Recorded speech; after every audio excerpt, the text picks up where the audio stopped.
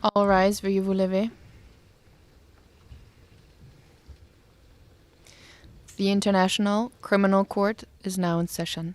L'audience de la Cour pénale internationale est ouverte. Please be seated. Veuillez vous asseoir.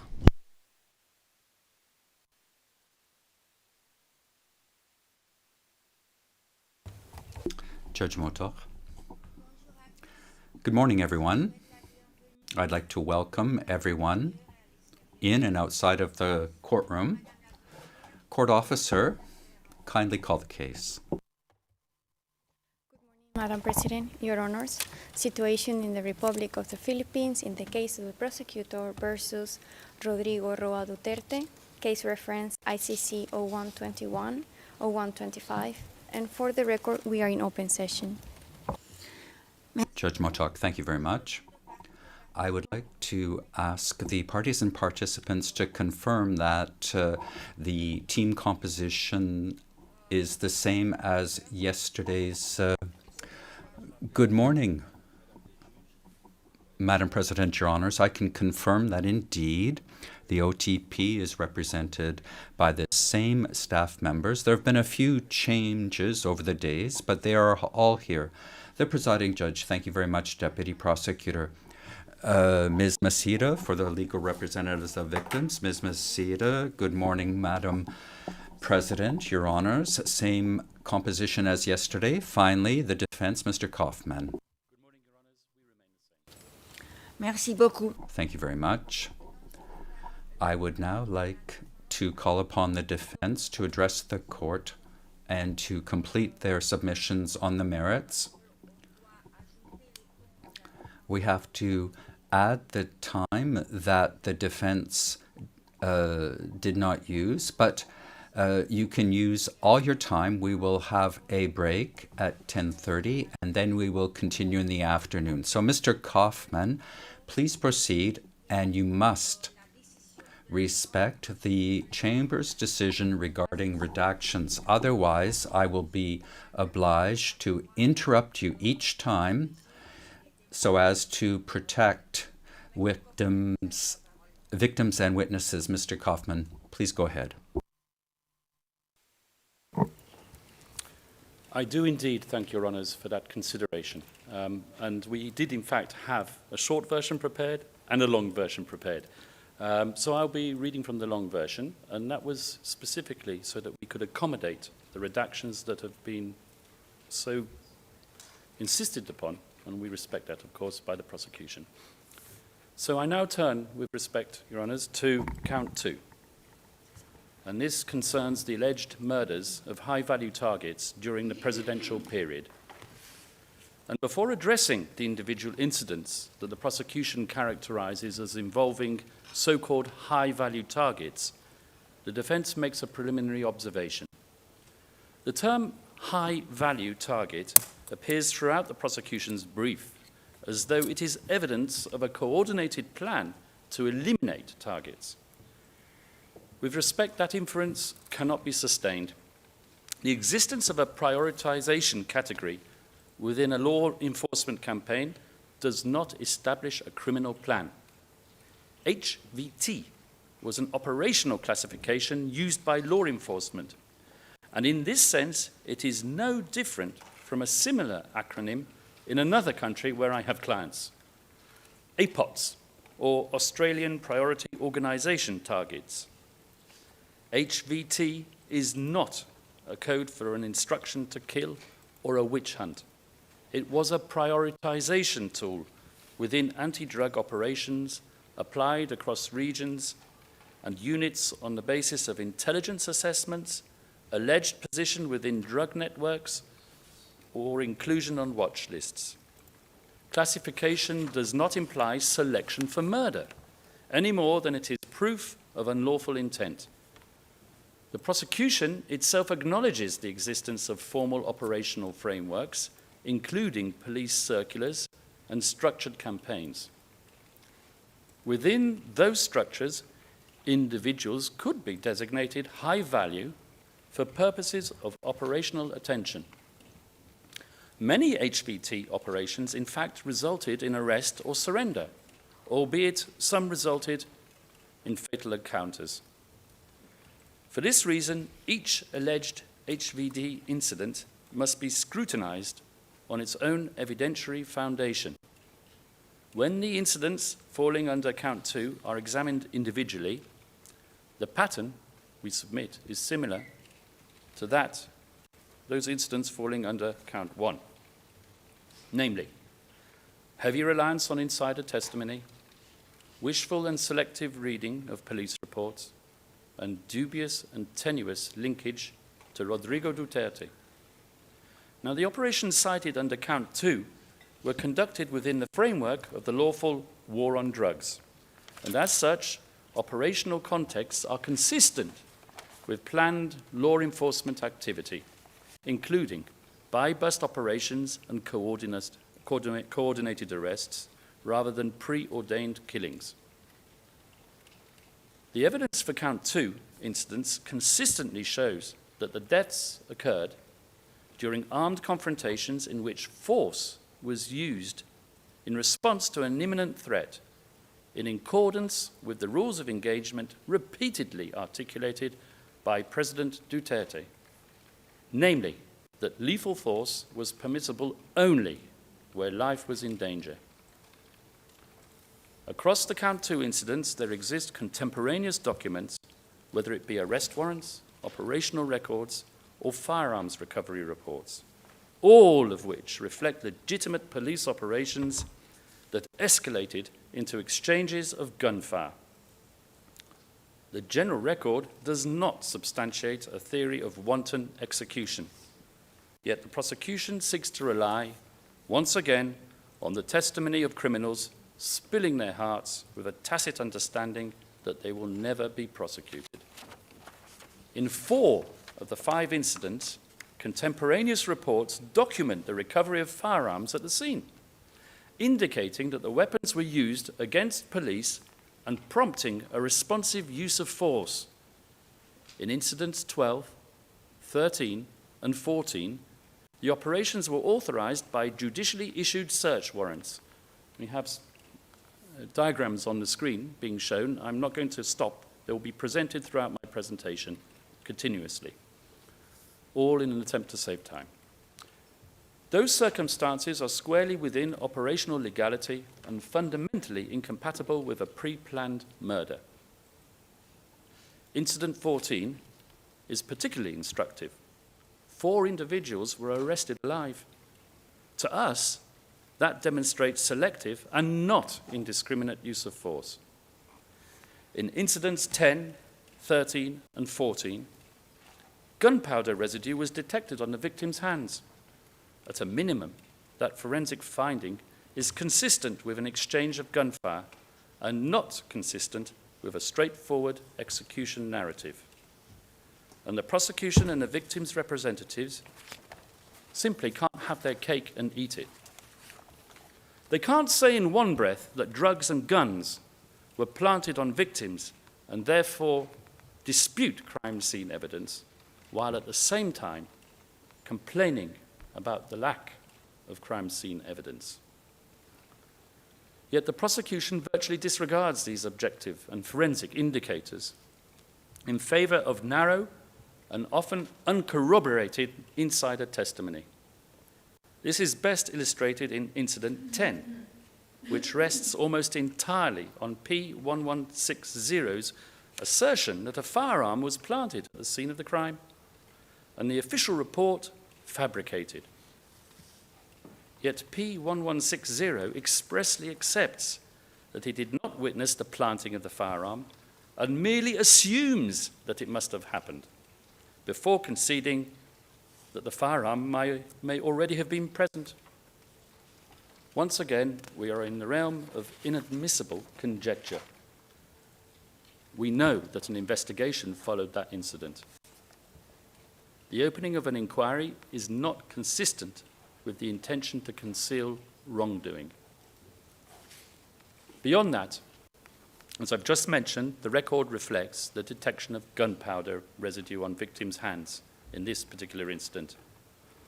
a forensic indicator consistent with an exchange of gunfire and inconsistent with the witness's testimony, which is notably, once again, uncorroborated.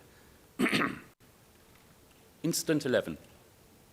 This is the sole incident in count 2 where direct linkage to Mr. Duterte is advanced. And this linkage rests entirely on voice recognition by an individual who claims to have overheard a telephone conversation and recognized the president's voice while being physically moved from one location to another. The alleged recipient of the telephone call himself was never interviewed, and another person present, on whom the prosecution relies for corroboration, did not hear the conversation.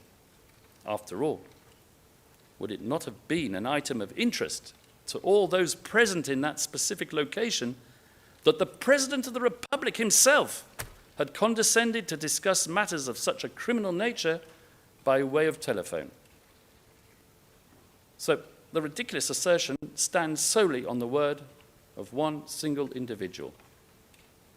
The only other corroborating witness, the one who heard nothing, acknowledged a personal resentment that he harbored for the then president, Rodrigo Duterte, for reasons you will find in PHL OTP 000164220-R01 at 0022, lines 695 to 708. Once again, I can't mention the reasons because it's redacted. Voice recognition in uncontrolled conditions, while being physically moved, and uncorroborated by any forensic or documentary evidence, cannot constitute substantial grounds for confirmation, particularly where it forms the sole mechanism for attribution. Incident 12. This incident relies heavily on a central witness whose credibility is seriously compromised by retaliatory motives he admits to harboring against Mr. Duterte. This can be found in OTP tab 55 at page 27. Line and another reason that we cannot mention in open session, but which can be found in PHL OTP 000-15167-R01 at page 0008. For this particular incident, the case record demonstrates that this operation was conducted pursuant to a judicially issued search warrant, with operational reports and documentation concerning the recovery of firearms. To display such an extensive contemporaneous record, one would expect the prosecution to produce forensic evidence capable of undermining the reliability of these materials, evidence demonstrating fabrication or inconsistency sufficient to reduce their probative value. None, however, has been forwarded, because none presumably exists.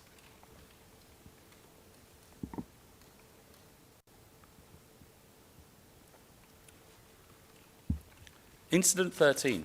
This relates to the killing of Mayor Espinosa, whose name I can mention, and Raul Yap, who was shot in a police cell.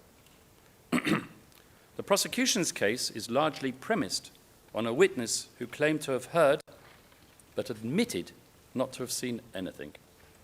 Thus, there is nothing in the prosecution's evidence to contradict the alternative theory proposed for this incident, which is that there was a firefight between the victims and the officers in the police station Leyte sub-provincial jail. Nor is there a need to enter into these conflicting accounts, because the prosecution's own evidence exculpates Rodrigo Duterte for responsibility for this incident. Not that he admits any connection to it. After all, according to the prosecution, on 1 August 2016, Rodrigo Duterte gave Espinosa a 24-hour ultimatum to surrender. And surrender he did the following day. 4 days later, Rodrigo Duterte commended Espinosa for surrendering to Ronald de la Rosa, commenting that it was just as well that he did. So if we look at it from the point of view of Rodrigo Duterte, That is where the incident ended, despite Mr. Jeremy exhorting us to believe otherwise. What happened thereafter, as awful as it may be, had nothing to do with our client, and not one witness can say that.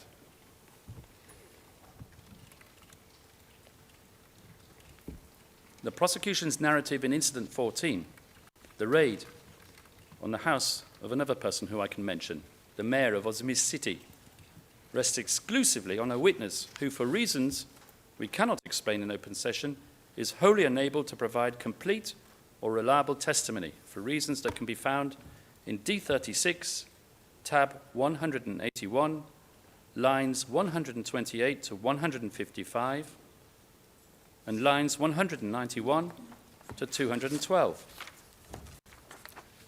Contemporaneous documentary police reports reflect that this police operation proceeded pursuant to 6 judicial search warrants, something hardly consistent with a premeditated murder scheme. After all, if the intention was cold-blooded murder, why go to the bother of involving a judge? Official investigative materials also indicate that officers approached the premises, announced the execution of the warrant, and were met with gunfire that struck a patrol vehicle and injured an officer, prompting a return of fire. This directly refutes what Ms. Massiter so categorically claimed on Tuesday, namely that none of the arresting officers were ever harmed during the operations. Transcript. T5, page 44, line 24. In every case, the victim was killed, and none of the arresting officers were harmed. The exchange of fire, as reported, is supported by the fact that gunpowder residue was found on 7 individuals, including on the mayor himself, and a paraffin test turned out positive on the person of one of the victims, indicating that he had discharged a firearm, something totally negating the gun plant theory proposed by the prosecution's only witness. It is also worth stressing that 4 individuals were arrested alive following the operation, and that one of them was subsequently sentenced to life imprisonment after the domestic courts rejected claims of evidence planting. That fact alone is not consistent with a theory of indiscriminate execution, but is rather consistent instead with arrest and prosecution within the boundaries of the law and not indiscriminate use of force.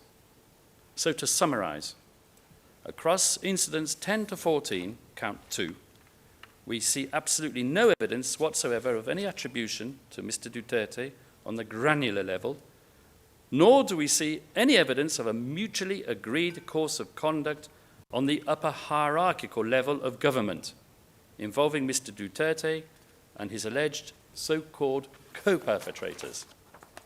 The record reflects police operations conducted at unit level, sometimes under judicial warrant. P1166 describes operational discretion resting with the local team leaders and characterizes planned killings as rare and locally motivated. P1066 clarifies that to neutralize, that word which has been heard so often in the last few days, neutralize referred to lawful enforcement, not killing, the prosecution's own witness.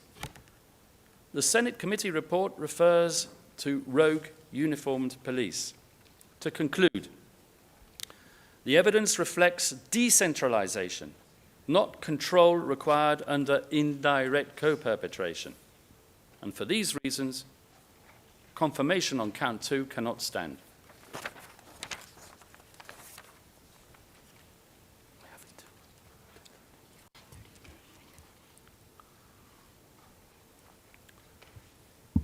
Now, I'm going to start count 3. We have until 10:30.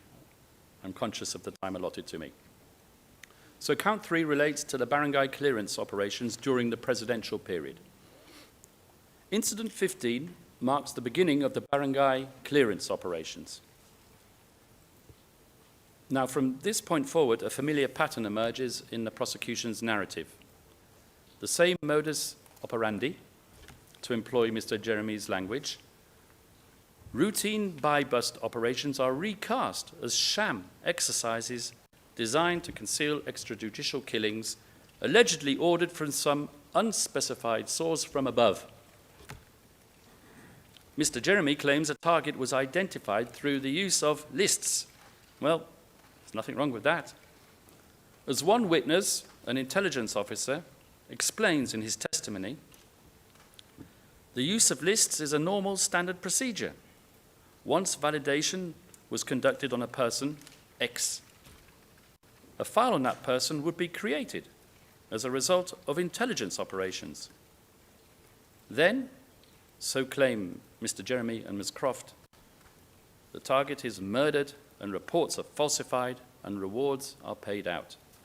This, Ms. Croft suggested at transcript 5, page 23, lines 11 to 13, is the systemicity of the pre-planned attack. But this is not the case. The defense can point to contemporaneous official records generated across different units or organizations that show clearly that in the majority of these incidents, the evidence reflects legitimate law enforcement operations involving spontaneous and reported exchanges of fire and uses of force subjected to forensic and administrative review. These are not clandestine acts hidden from scrutiny, Madam President, but rather recorded operations consistent with self-defense in the course of policing. And where the evidentiary record supports competing inferences, including the inference of a lawful armed confrontation and the inference of an unlawful execution, well, and with this I will conclude, in dubio pro reo. 10:30. Merci beaucoup. Thank you very much, Mr. Kaufman. So I've understood that you would like to use the time that remains to you, and you still have 20 minutes, actually. I understood that you wanted to use that time. Yes, I would, but I'm not so sure if I can conclude in 20 minutes. C'est possible. OK. Nous essaierons, madame. Ouais, donc vous avez la... Judge Motek, very well. It's still you. You have the floor. Proceed. Across incidents 15 through 49, the Chamber will repeatedly encounter contemporaneous buy-bust or warrant-based documentation, reported exchanges of fire, gunshot residue findings, ballistic testing, immediate hospital transport, internal investigations, and in some cases, prosecution and conviction of officers. Against all of this evidence that you've just seen on the screen here, the prosecution offers single insider accounts of alleged stagings, uncorroborated assertions of weapons planting, and nanlabans, unsupported by any forensic evidence, often speculative, frequently contradicted by the alleged co-participants, or yet, more often, complete silence from the alleged co-participants, as they were never even questioned about the incident. And most importantly, despite Mr. Jeremy's assertions on Tuesday, wherein he claimed that the police reports were repeatedly falsified to legitimate the operations as acts of self-defense, copy-paste reports in which victims were frequently blamed for their own deaths, there is zero proof, none, that the only existing contemporaneous documentary evidence is fabricated or unreliable. No proof whatsoever of this supposed falsification in the entire case record. And on this point, let us just clarify a basic principle, that a state document with the appropriate stamps and signatures and what have you is prima facie reliable, or in other words, it carries a presumption of administrative regularity. And if the prosecution seeks to displace that document and call the entire state apparatus into question, then the burden rests on it to produce credible, objective evidence rebutting that presumption. Bare allegations or reliance on single prosecution witnesses cannot suffice to overcome this presumption of authenticity and correctness, nor should the burden shift to the defense to prove that those documents are not falsified. Now, we do not deny that in some instances the record may reveal unlawful conduct by individual officers.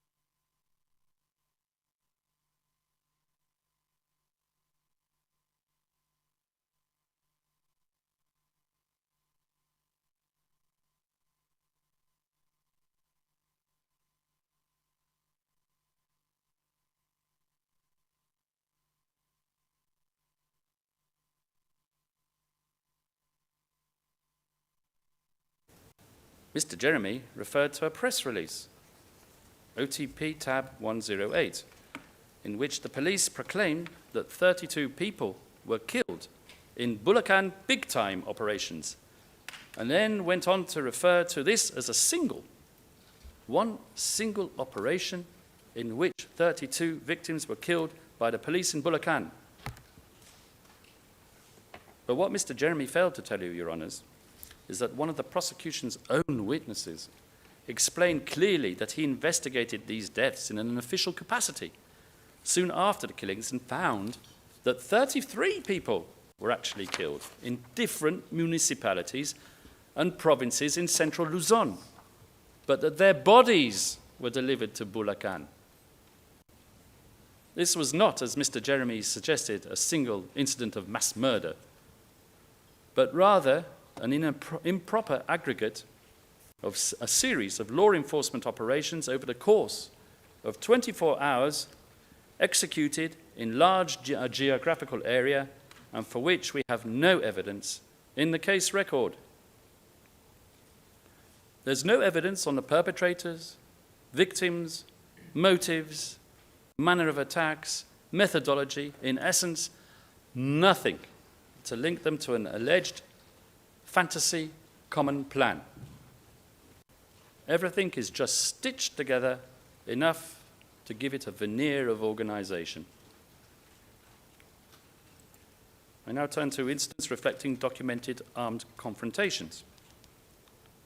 And as mentioned when I first turned to this count, the documentary record, which has not been displaced by any evidence proffered by the prosecution, reflects attempted arrests, resistance, and responsive use of force. And you've just seen some of the documents up there on the screen. Let's turn briefly to Incident 17, for which the prosecution has relied on a witness who stated that the planting of evidence was an open secret in the locality and province more generally. However, another witness, working in the same locality, P1208, states otherwise, that he was never involved in illegal operations resulting in deaths, was not aware of extrajudicial killings disguised as lawful operations, and confirms that there were no standing orders to kill. The operational objective, he explains, was arrest. lethal force only when the circumstances required it. And you can find this information in Defense tab 96. And we see this pattern again and again and again. In Incident 40, for example, P1131, who worked with the individual alleged to have shot the suspect, stated clearly that the killings occurred only in circumstances of lawful use of self-defense. That can be found at Defense tab 74, and you can see it on the screen as well. This type of testimonial evidence is also corroborated by documentary and forensic evidence. Incident 15, the prosecution again resorts to its usual pro forma narrative of stage killings or nanlabans. But what it has not done, of course, is prove this. Whereas I urge your honours to look at the screen, where you can see detailed documentary evidence about how this incident came about, and I summarise: a spontaneous exchange of fire after the suspect discharged a firearm, ballistics testing of the officer's weapon, affidavits by the police officers involved, and formal review and investigation of the officer who fired his weapon. Now, I'm not going to sit here and bore you with all the evidence we have on every single one of these incidents, but what I will tell you, Your Honours, is that we have this type of forensic evidence proving attempts, arrests, armed resistance, and responsive and sometimes disciplined use of force in no less than 13 incidents. I don't know where Mr. Boutoyan got the idea from that there's no forensic evidence left in the case record. And may we remind you, Your Honours, until the prosecution proves otherwise, which it has not, these state documents remain prima facie, authentic, and reliable. For incidents substantiated by a single witness narrative and unconfirmed by alleged co-participants, I refer Your Honours to no less than 9 incidents. One prosecution witness, P1160, is the sole testimonial evidence for at least 3 incidents, while another 6 incidents are premised entirely on the testimony of P3. Now, what's interesting about these incidents is that P3 alleged that he was only one of a group of 3 or 4 perpetrators, and these other perpetrators are actually also prosecution witnesses. Yet none of the other witnesses corroborated his version of events. Not one.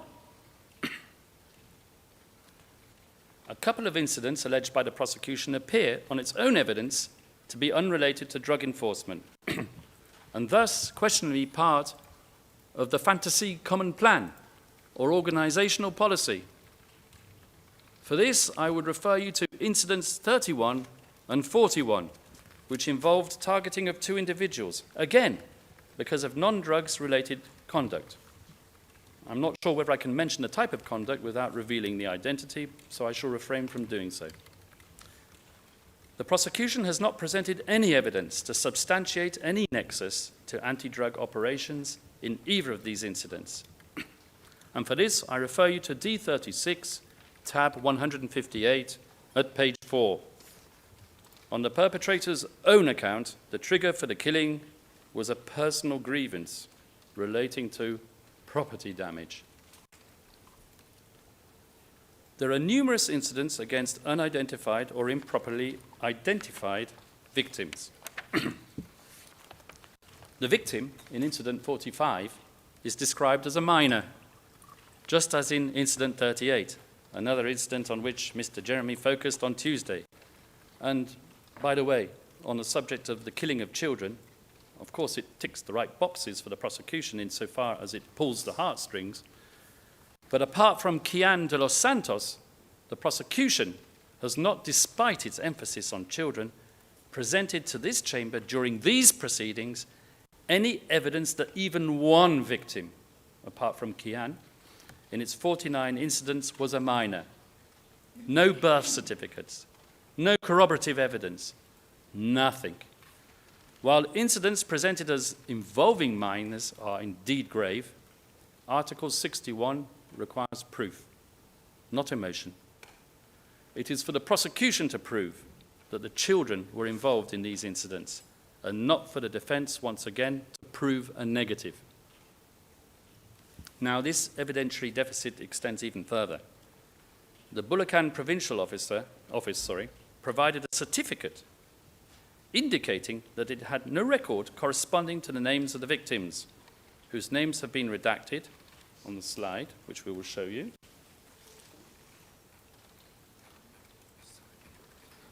Okay, well, we'll pass on.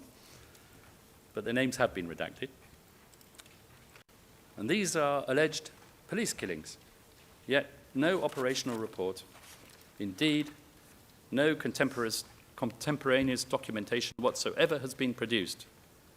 So on what does the prosecution base its claim that these individuals were murdered by the police other than P3?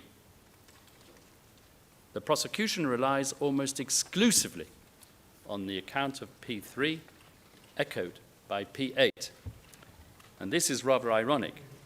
Does the prosecutor claim that P3 is corroborated by P8 when the source of P8's information is in fact P3 himself? Bootstrapping logic, once again. The alleged direct perpetrator, P1201, stated during his interview that he had never participated in an operation involving a child. The other officer allegedly present during both incidents, P1131, was never questioned about these events by the prosecution. And that omission, we submit, is not neutral.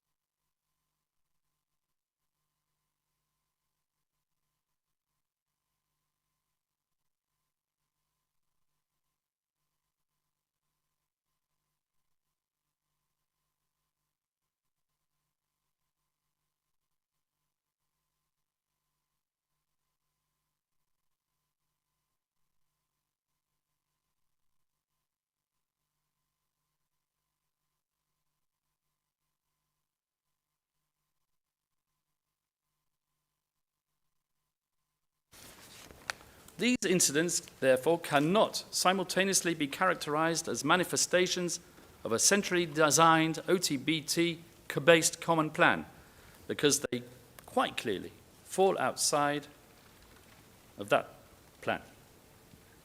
And it does not reflect what the prosecution on Tuesday described as the systematic features of a national network operation. Instead, according to P3, the motive was personal financial gain through the sale of bodies. And if P3's account is accepted, it reflects opportunistic actions for personal gain of the most macabre kind. As held in Al-Hassan, an opportunistic act committed for personal profit without more falls outside the common plan. Now, just to finish up quickly on the issue of identity, in Incident 43, even the alleged perpetrators are not identified. Without identification, the Chamber cannot assess their institutional affiliation, chain of command, or attempt to make any possible linkage to Mr. Duterte. One more thing, Your Honours. The prosecution focused for some time on Incident 23. I can mention his name, Mr. Benjamin Vizda. Mr. Jeremy displayed compelling footage of Mr. Vizda's arrest and then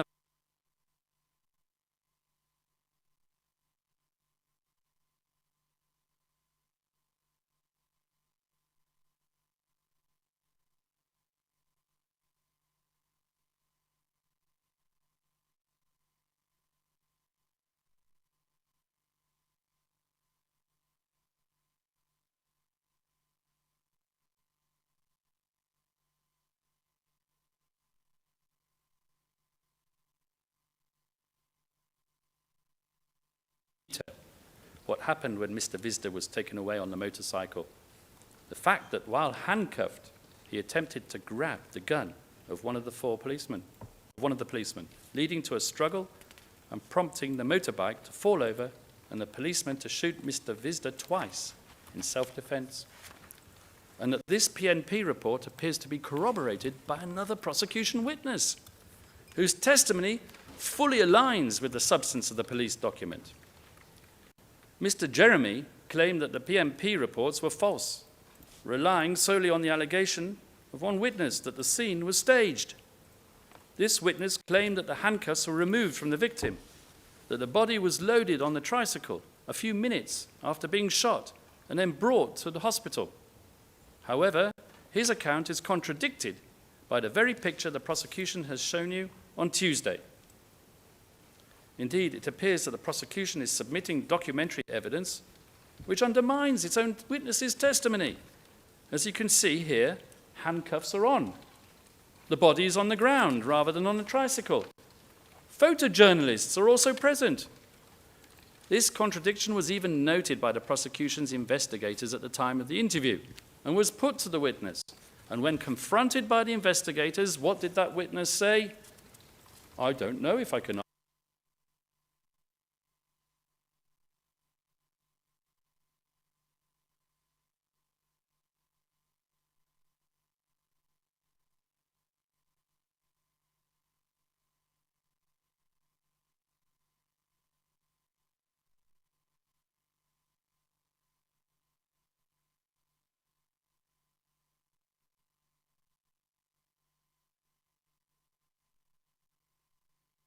The prosecution must still establish vertical linkage to Mr. Duterte. Or has the prosecution 2 minutes left, not be satisfied?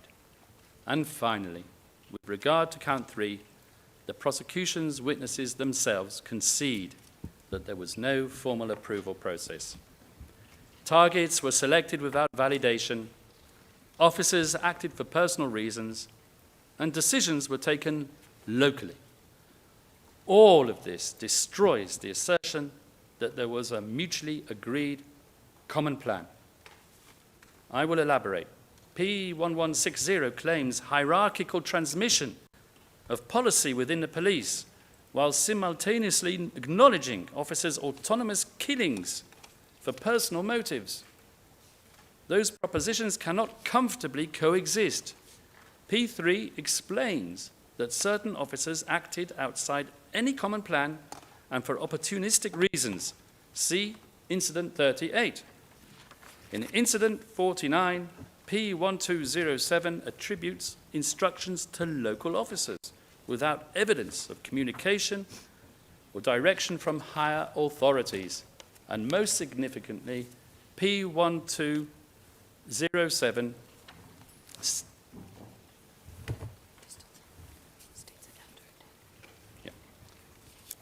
P1207 states after a certain death, once again abiding by the redactions, Tokhang operations and killings ceased. This indicates, Madam President, Your Honours, that dependence on specific individuals, not an enduring organisational policy. A system-wide common plan cannot depend on the continued presence of a non-fungible local official. And with this, I conclude. Judge Motok, thank you very much, Mr. Kaufman. All the arguments on the merits have been heard. We will now break for 40 minutes up to 10:30. And after we return, we will continue with the closing arguments or submissions, starting with the OTP. Thank you very much. Court is suspended.